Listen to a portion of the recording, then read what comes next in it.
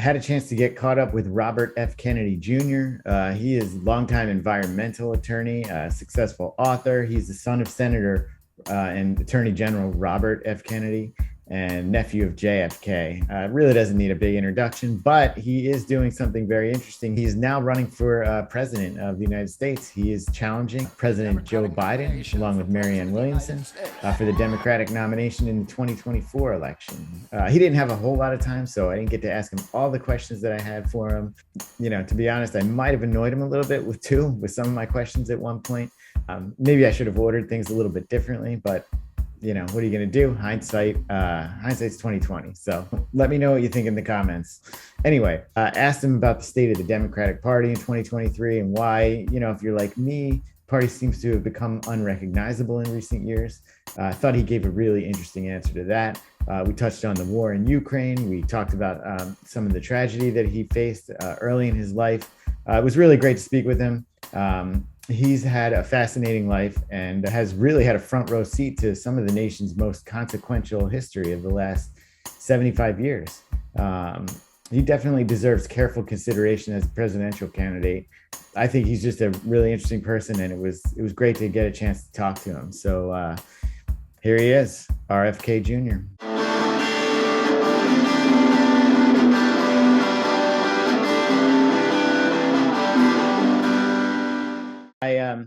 I watched your campaign announcement speech. There were several things that struck me in it, but one thing I want to sort of bring up here at the outset, and it was, I guess, kind of early on in the speech, you told a little story about after your father was assassinated, about bringing home his body, and you were talking about the train ride from DC, I guess, back up to New England.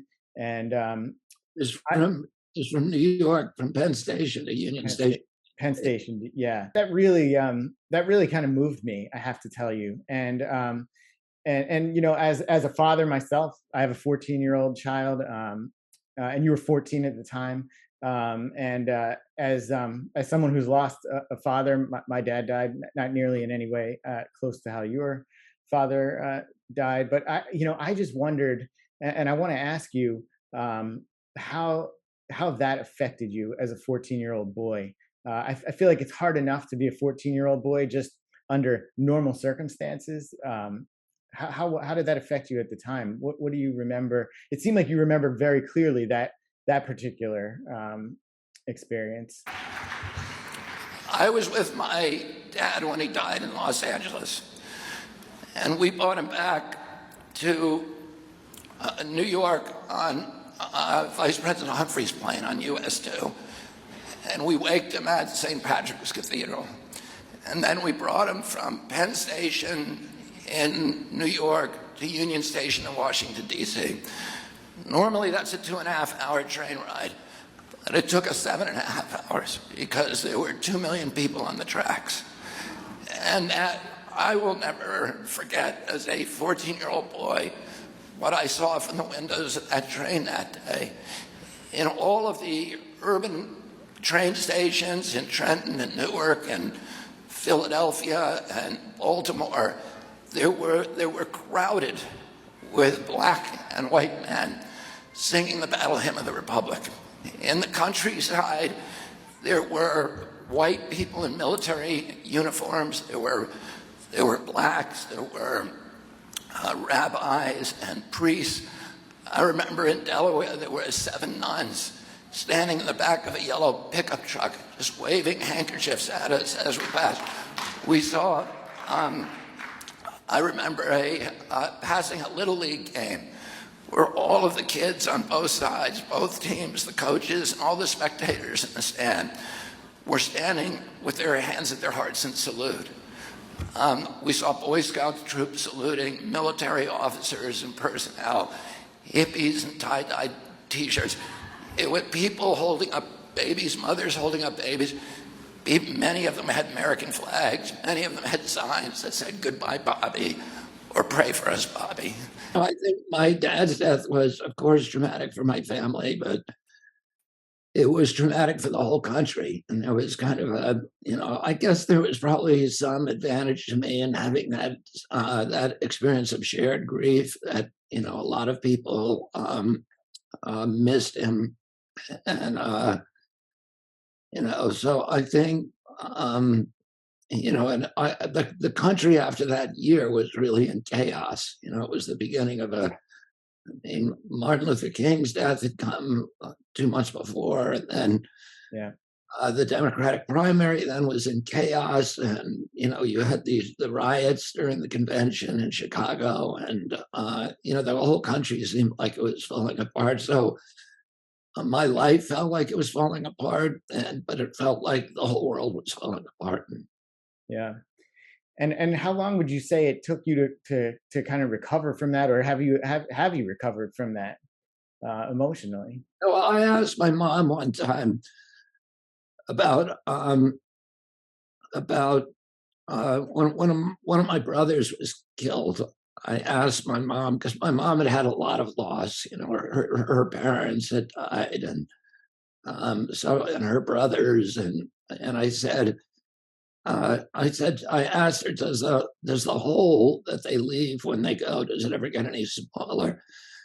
And she said to me that it never gets any smaller, but our job is to grow ourselves bigger around the hole. And we do that by taking the best part of the character of the person that we lost, and the best virtues from that person, and disciplining ourselves to incorporate those virtues into our own character. And in that way, we build ourselves bigger, we build our character bigger, and the whole gets proportionally smaller.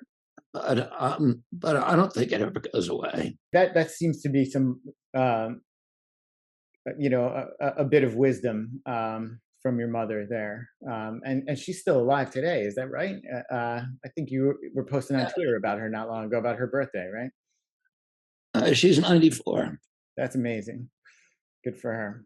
I don't know if you know this. I was just looking into it, and what I think is so incredible and sad is that this was the second experience for you in your family of an assassination, and in our country we've had roughly 56 elected officials or politicians who've been assassinated in this country, and I can't believe that two of them are from your family. Do you think about that often, or do you? How has your family made it through that, and how does this all affect you today? Like I said, I think those assassinations were obviously traumatic for my family, and they were also traumatic for the whole country. They changed the direction of our country, both of them, and as did King's and Malcolm X's Yeah, assassination. They all sent us down this road toward that Eisenhower had warned us about with the military-industrial complex. And my uncle had ordered all troops out of Vietnam, and as soon as he was killed, President Johnson retracted that order. And my uncle had 16,000 advisors there, no combat troops. But within a year, Johnson had sent 250,000, and it became an American war. And then my father ran against that war, promising to end it, and he was killed. And then Nixon enlarged it, and then we had a series of presidents who really who lived up uh, to Eisenhower's warning, and now we have just yeah, forever wars. We have a constant parade of new wars, and they're bankrupting our country, not only financially but also morally. We've lost our moral authority around the world, and we've destroyed the American middle class, and we've turned ourselves into an imperium abroad and a surveillance state at home. yeah. I wanted to talk to you a little bit more about that later in this conversation, but really, it is strange that um, our presidents have kept us entangled in these wars, and even more so Democrats these days, which I think is in my lifetime, I always felt like Democrats were sort of against wars. Um, uh, and it seems like that has been turned upside down these days. So yeah, I want to get to that a little bit later, but just going back to I've seen photos of you, and I think you've even maybe tweeted them out at some point, of a visit you made, I think to the Oval Office, but certainly the White House, to visit your uncle when you brought him a salamander. Um, do you remember that visit well? And Yeah, I, yeah, and did you make other visits too, or we visited White House all the time. yeah, My father was in the Justice Department, and we went yeah, to eat lunch there all the time. And then but my cousins were living in the White House, so um, we were often in the White House growing up. We were only 10 minutes from, we were in Virginia, just across the bridge from the White House, and so yeah, I spent a lot of time there growing up. so in those pictures, you were 7 years old at that point. What do you remember about the White House? Do you have any fond memories of having been there? I decided I was going to write a book on the environment. I wrote my uncle a letter, and he even invited me in. I caught a salamander the night before, and I brought it to him as a present. And he arranged for me after that to meet Rachel Carson, and she actually came to my house to Hickory Hill for a dinner with my parents, and they had a seminar there. They had seminars with kind of well-known people that were attended by top officials in government, and she came and did a seminar at my house, and he arranged for me to meet Stuart Udall, who was his Secretary of the Interior, and I interviewed him, and so for me it was a fun day for a 7-year-old, and I got to do a lot of cool things that Yeah. most people don't get to do. And as far as your cousins go, I mean, was it sort of just normal, like cousins hanging out playing in the White House, or what was that like for you? I mean, they had horses, they had pets there, they had a bowling alley. They Oh, have a, really? Oh, that was who put that bowling alley in there? I don't know, but they have one at Camp David too. Yeah, yeah. One president put it in there. I can't slip my mind, but I remember. And I think Nixon did some bowling when he was in there. He's talked about that. I've got about 10 more minutes if you want to get to any serious topics. Yeah, I do. I really, I want to talk, and if it's okay with you, Robert, I just want to talk about your personal experiences too. I think that's important for people to not only hear like your policy positions, but to really understand your life, because I think it's so unique. I know that you're busy, and if we have to move things along, happy to get to some of the other points. Um, but I wanted to, if I could just ask you another question or two on this line, and you sort of alluded to it, about how just the deep impact that your father's death and your uncle's death had on the country, and I noticed that it even made it into like one of the Rolling Stones' most famous songs, "Sympathy for the Devil." Are you familiar with that song? Of course. Yeah, yeah, of course. He talks about that, and the lyrics that he that Mick Jagger said in that, I think are very interesting. He says, I shouted out, who killed the Kennedys? When after all, it was you and me. and I wonder if you've ever contemplated that or thought about the sort of the meaning of that. Um, I've sort of, look, this happened all before I was born, but I've sort of interpreted that to be like, you know, American culture was sort of responsible for what happened there. But have you ever contemplated that? I never asked Mick Jagger what he meant. No. Have you met Mick Jagger? Oh, many, many times. Yeah. Yeah, I'm curious about that. It's a good song, and obviously it's I feel like those lyrics are sort of haunting, and just was curious if you had any thoughts on it. So let's move along then. Getting to the Democratic Party of today. I, like I was saying, I sort of don't recognize the Democratic Party anymore. I'm wondering, do you recognize it still? It seems like now it's Democrats are supporting war abroad. They're stifling free speech, sort of beholden to the security state. What's happened? I mean, I don't recognize the Democratic Party. It's, I never believed that people in the Democratic Party would be advocating for censorship. Even in the 70s, the Democratic Party the liberal wing of the Democratic Party and the ACLU were fighting to let the Nazis march in Skokie, Illinois, and they understood that, yeah, we're appalled by what they stand for, but we will die for their right to say it. Yeah. And that, because it's critical for democracy, if government can silence its opponents, then it's a license for any atrocity. And the Democrats knew that. It was ingrained in our DNA. And, that was the word liberal means freedom, and it was implied freedom of speech. And it's just such a departure from everything that I understood. The Liberal Party, the Democratic Party represent the framers of the Constitution. Were adamant that this was the most important right in the Bill of Rights, because if the government can get rid of freedom of speech, it can get rid of all the other rights. All the other rights depend on it. And yet, there was a wholesale move by the White House and by members of Congress, by Adam Schiff and Elizabeth Warren, the most liberal people in Congress, to silence people who disagreed with them particularly on the public health issues.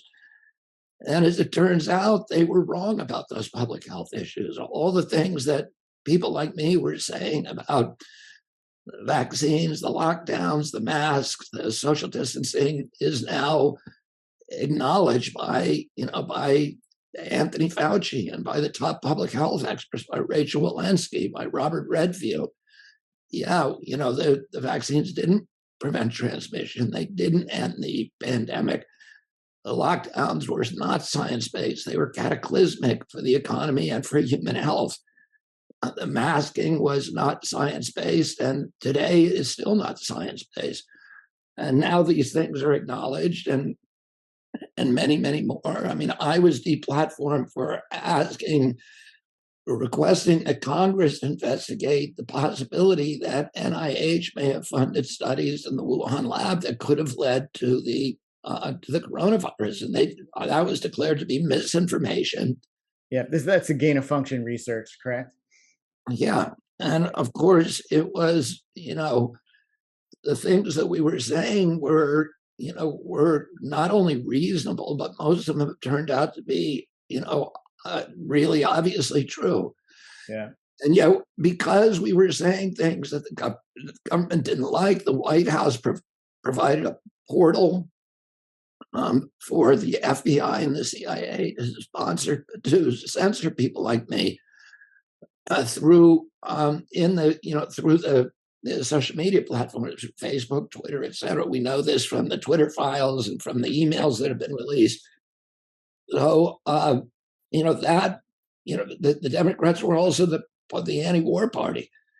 We're skeptical of these constant wars, and now they become the party of war, of propaganda, of censorship, the promotion of fear, the whole use of fear during the pandemic to get people to buckle under, to shame them, to impose totalitarian controls. We were the party. FDR said the only thing we have to fear is fear itself. And the reason he said that in 1932, long before the war. He said it in relationship to the Depression, because he saw that the Depression had shaken the faith of the American people in capitalism and democracy. There were a third of our country believed now that we had to go communist, a third said fascist. And he saw this happening in Europe. He saw what was happening in Spain and Germany and Italy with these totalitarian elements that were using fear to manipulate the public to accept totalitarian controls. And fascist controls, and in Russia and Eastern Europe, communist regimes were doing the same thing. And he said, the enemy of our country is fear. And if as long as we don't give in to fear, everything's going to be okay. It's going to work out. And that's what he soothed people by saying that is the enemy, and we have to recognize it as that.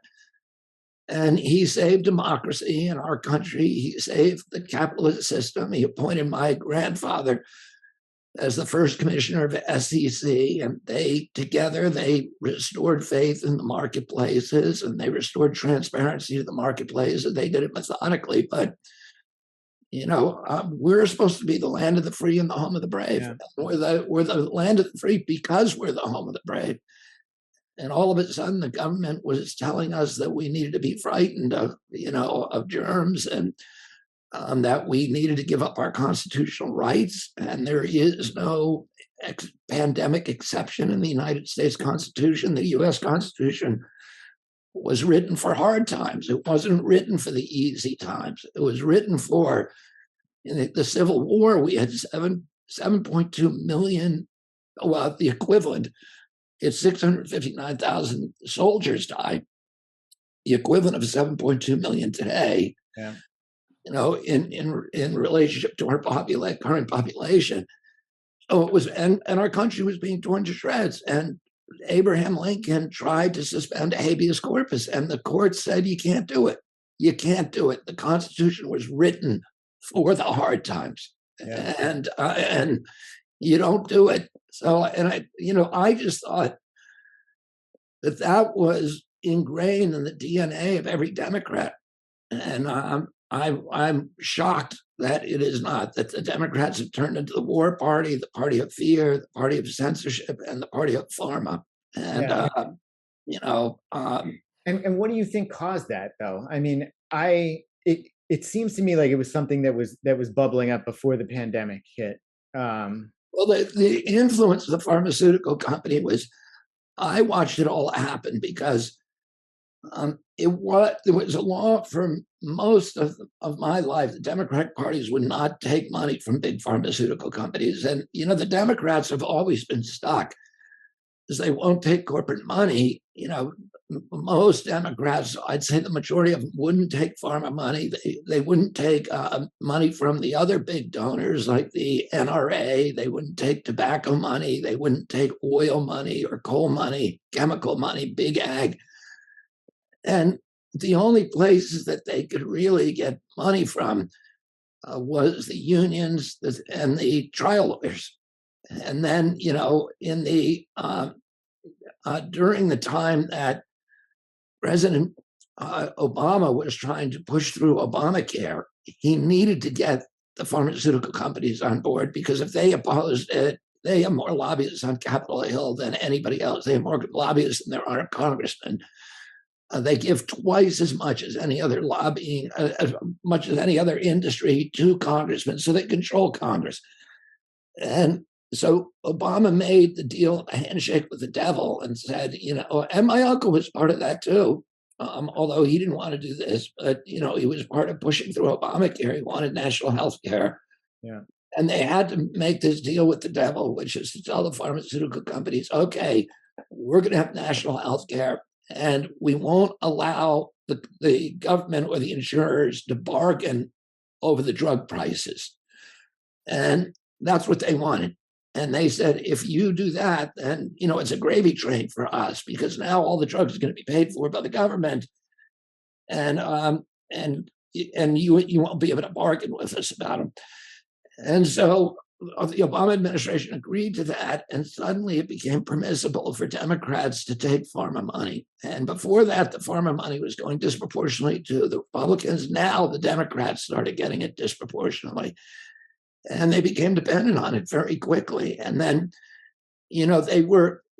back then, this is like 2015, the Democrats and Republicans were evenly split on vaccination. Like, you could go talk to a Democrat and say, a mother could say, my kid got autism or got diabetes from a vaccine.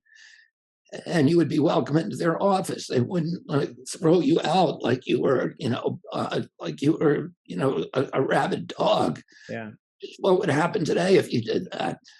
And so, but then, and in 2016, you had all of these, the mandates begin to appear where people were starting to, try to get rid of religious exemptions. But 2016, Trump ran, and during his election during the election period, on 3 different occasions, he said that autism is, in some cases, are caused by vaccines.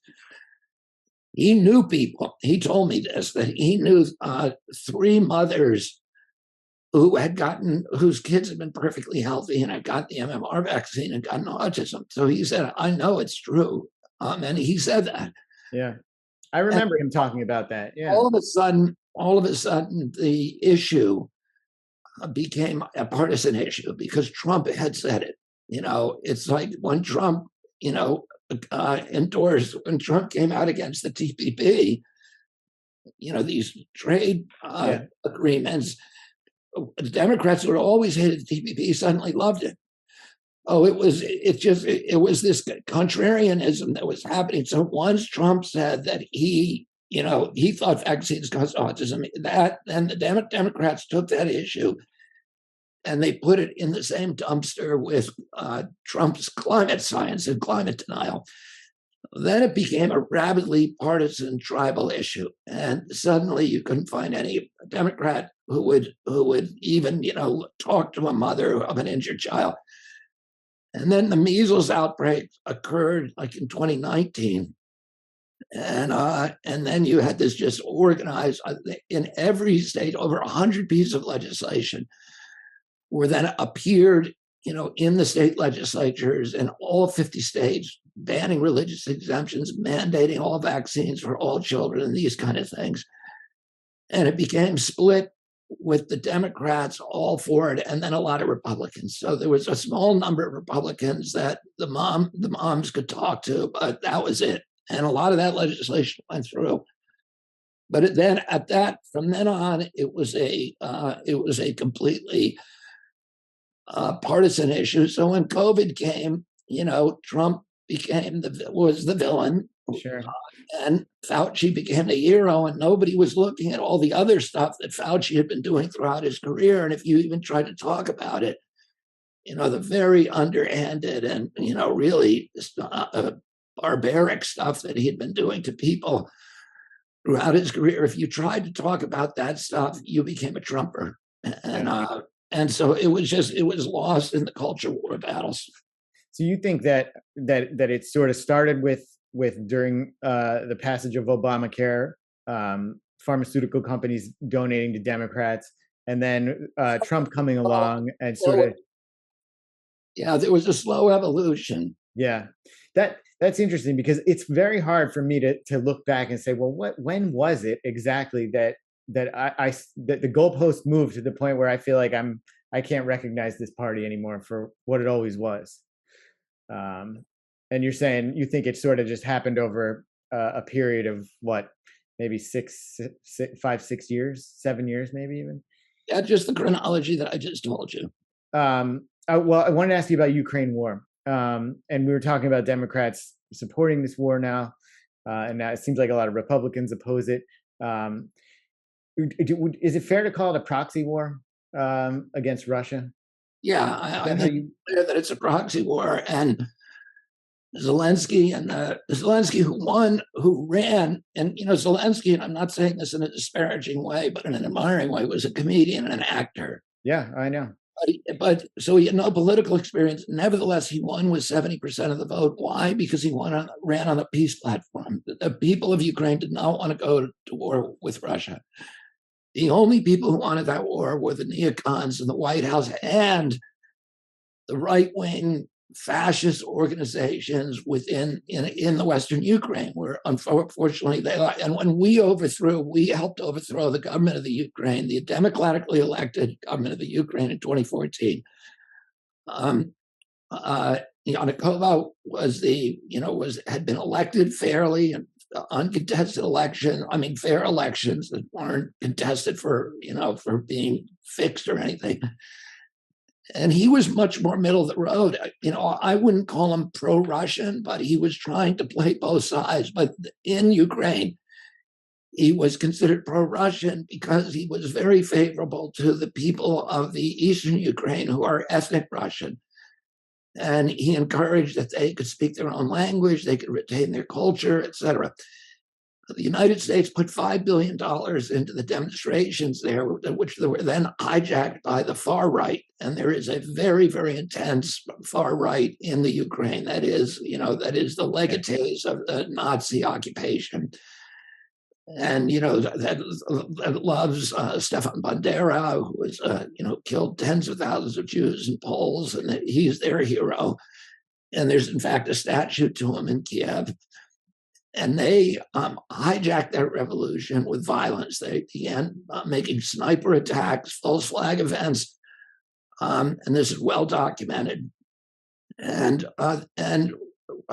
we put in a new government there that the United States actually handpicked. Victoria Nuland, who's one of the neocons in the State Department. There's a telephone conversation that she had with the U.S. ambassador, basically handpicking who was going to make up the cabinet of the new government. When you're a high-ranking official talking about diplomatic efforts in Ukraine, the last thing you want to do is drop your guard. So that would be great, I think, to help glue this thing and have the UN help glue it and, the EU. But that is exactly what reportedly happened between US Assistant Secretary of State Victoria Nuland and US Ambassador to Ukraine Jeffrey Pyatt. The exchange has since surfaced online, including the crude swipe at the European Union. The audio clip of a woman and man, said to be Nuland and Pyatt, hears them discussing strategies to work with the three main opposition figures. I don't think Cleach should go into the government. I don't think it's necessary. I don't think it's a good idea. In terms of him not going into the government, just let him sort of stay out and do his political homework and stuff. I'm just thinking in terms of sort of the process moving ahead, we want to keep the moderate Democrats together. The problem is going to be Tony Book and his guys. And, I'm sure that's part of what Yanukovych is calculating on all of this. I think Yats is the guy who's got the economic experience, the governing experience. He's the guy, what he needs is Cleach and Tony Book on the outside. He needs to be talking to them 4 times a week. I just think Cleach going in, he's going to be at that level working for Yatsenyuk. It's just not going to work.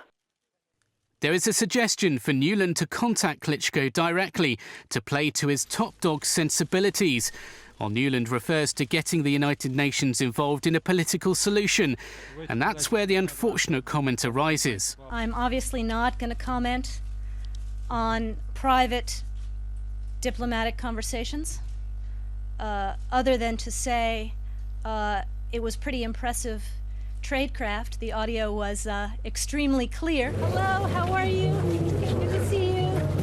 We're here from America. Would you like some bread? Please take something. Thank you for coming here. This was Nuland and Pyatt visiting Independence Square in Kiev in December, handing out food to protesters and police. This latest episode is embarrassing for the US and allows Russia to argue that the opposition is being manipulated by Washington, something that Barack Obama has always denied. The clip was said to have been posted online by the Russian deputy PM, but that has not yet been confirmed. So the U.S. was involved, and then Russia, of course, was nervous about this because they saw that the U.S. was putting in its own government, and they were worried particularly about Crimea because they, at Sevastopol, they have their only their Black Sea port, their only southern warm water port, and the Russian Navy has been there for 350 years. And they thought the U.S. Navy is now going to go in there and occupy our port. And so they invaded the Crimea to protect that asset. They didn't go into Donbass. And then they urged peace talks. The new Ukrainian government enacted a series of repressive laws, making it removing Russian as an official language and doing other things that made it clear that ethnic Russians were second-class citizens. And then that triggered a kind of civil war that was mainly peaceful until the Ukrainian government began killing ethnic Russians. They killed 14,000. Then we did a series of other provocations, including walking away from the ABM treaty, walking away unilaterally from the treaty we had signed with Russia. We installed Aegis missile systems in Romania and Poland, which are nuclear capable. We then said, okay, we're going to bring Ukraine into NATO. Russia said repeatedly for years, yeah, that is a red line for us. If you bring them in, that is an existential threat. Russia has a 1,200-mile border with Ukraine, and the closest part of those borders are only 400 miles from Moscow. And for that, the idea of having potentially nuclear launchers within 400 miles of Moscow was existential. Yeah. Russia's been invaded 3 times from the east. The last time through Ukraine, they lost 1 out of every 7 Russians was killed during World War II. A third of their country was occupied and leveled. And those sensitivities were not being paid attention to. If Russia put Aegis missile systems in Canada and Mexico and began, and those governments began slaughtering American expatriates in their country, we would go in a second and invade. And so we're not really putting ourselves in their position, but the agenda, and Zelensky himself wanted to sign the peace agreements. Yeah. The Russians want to sign the Minsk Accords, which would have left Donbass as an autonomous part of Russia, of Ukraine, but would have guaranteed some rights to the people of Donbass against violence by the government of the Ukraine. And so Russia has an argument here, and this does not excuse the illegal invasion by Putin. It doesn't excuse it. But at the same time, if we want to settle this, we have to put ourselves in the shoes of our adversary. And what's happened now is that, Zelensky was going to sign a peace agreement. The U.S. pushed him off that and began shipping weapons in there, lethal weapons and offensive weapons. And now, as a result of this geopolitical machinations, 300,000 young men have died in this war from the Ukraine, and 100,000, maybe 40 to 100,000 Russians. We don't know the exact number, but we shouldn't be happy about killing Russians either. Yeah. And it's a dumb war. And it's a war that clearly is not in our interest. It's not in the interest of Ukraine. They're 60% unemployment they have. Their economy is in ruins. Their infrastructure is in ruins. And they're probably never going to have a coherent country now because that opportunity, the parts that are occupied by Russia, it's unlikely that Russia is going to withdraw. Some of those, the Donbass has already been incorporated into Russia. Yeah. So, I mean, you've been very critical of this, and if you were to become president, how would you disentangle the U.S. from this war? Like, how could it be done? Are you going to have to I will settle the war. I will have a ceasefire my first day in office. How are you going to do that, though? Like, are you going to tell Ukraine we're cutting off? Ukraine, we need a ceasefire, and I don't think there'll be any argument. Ukraine is going to China asking them to settle the war. I know, I saw that. Yeah, okay, well, that's because they don't, they know what we're up to. We want the war. And he doesn't have any options now. They have lost the war. Russia has won, and then the spring offensive comes, it's going to be a nightmare. So, all of what they said was going to be the offensive, it's stalled, and the Ukrainians are out of men. You're not, if you're between 16 and I think 55, you're not even legally allowed to leave the country now. Yeah. And the Russians, meanwhile, have an endless it's a core issue for Russia. It is existential. For us, it's not even a core issue. It's not even an afterthought. Ukraine is meaningless to America's national security. It is everything to Russia. They cannot afford to lose this war, and they will not lose it. Yeah. And they will draft every man that they can, and they have unlimited population to do that, and Ukraine does not. So this is a catastrophe, and it is the direct fault of the neocons in the White House, who seem to be running the White House, rather than the president. Yeah. So let me ask you this then. That's what you would do. You would call for a ceasefire immediately.